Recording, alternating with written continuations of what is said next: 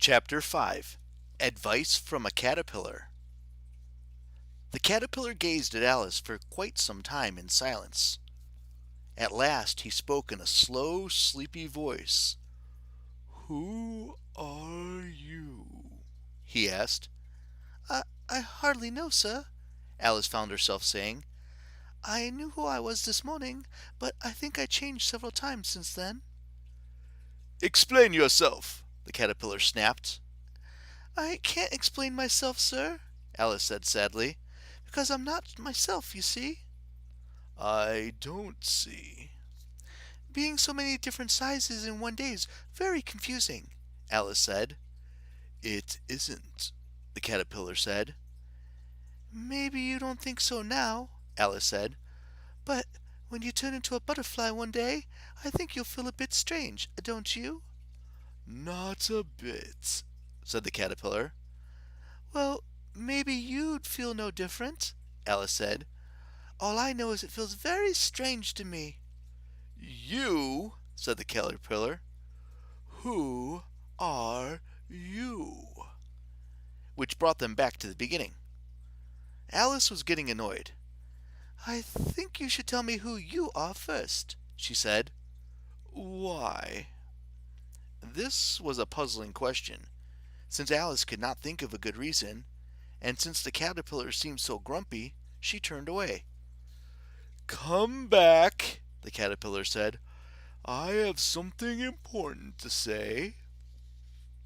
This sounded promising. Alice returned to the mushroom to hear it. "Keep your temper," the caterpillar said. "Is that all?" Alice said. "No." The caterpillar was silent for a long while. At last he says, "What size do you want to be?" She thought for a moment. "A little larger," she said. 3 inches is a wretched height to be." "It is a very good height," the caterpillar said. He stretched himself out to his full length. He was exactly 3 inches tall. "But I'm not used to it," Alice cried. "You'll get used to it," the caterpillar said. Finally he yawned and shook himself. Then he got off the mushroom and crawled away.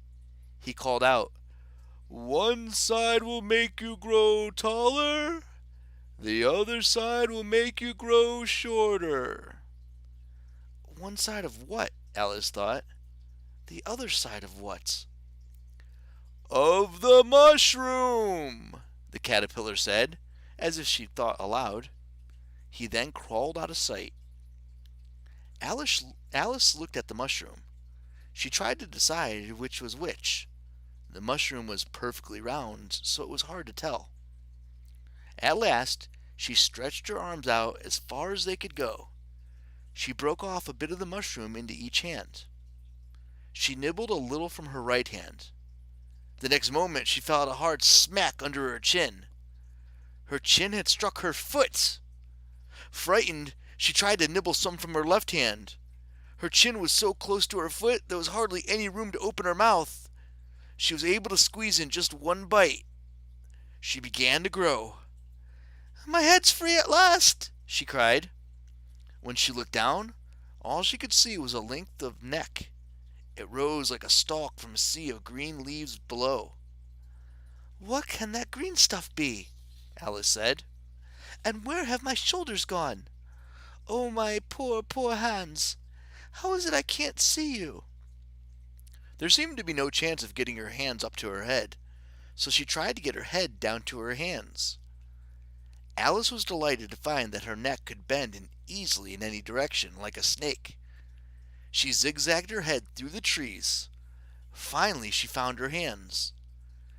She set to work carefully nibbling one piece of the mushroom and then the other. She grew sometimes taller, sometimes shorter. At last she brought herself down to her usual height. With this done, she set off to find the flower garden. Suddenly, she spied a house in the distance. The house was very small. She didn't want to scare whoever lived inside, so she ate another bit of the mushroom. She did not go near the house until she was 9 inches tall. End of chapter 5.